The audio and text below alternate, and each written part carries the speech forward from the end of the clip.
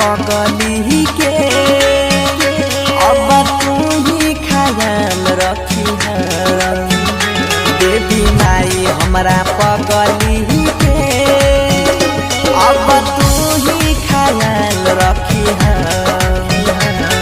दुनिया में चाहे जहाँ भी रहे ओकरा के खुशहाल रखी दुनिया में चाहे जहाँ भी रहे ओकरा के खुशहाल रखी देवी माई हमरा पगली के अब तू ही ख्याल रखी देवी माई हमरा पगली के देवी माई हमरा पगली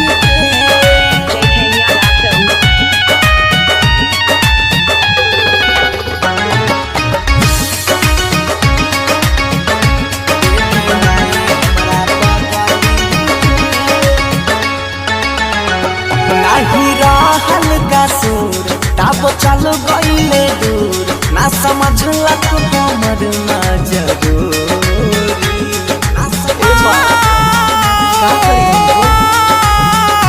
नहीं रहल का सुर तब चल गईले दूर ना समझलक हमर मजबूरी हम काटी चाहे तू खावा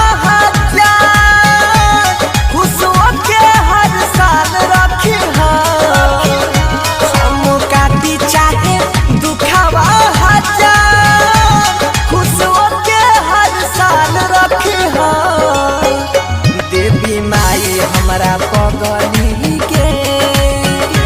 अब तू ही ख्याल रखी देवी माई हमरा पगली के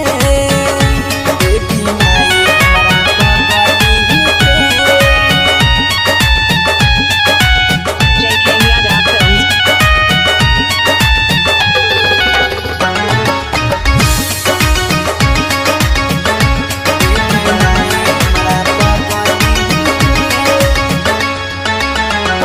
लागे दुनिया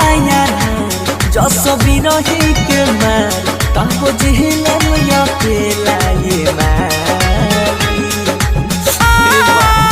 हम क्या कर सकते माता लागे दुनिया जस भी रही के मार तको जिहलम अकेला ये कहे राइटर जे के यादव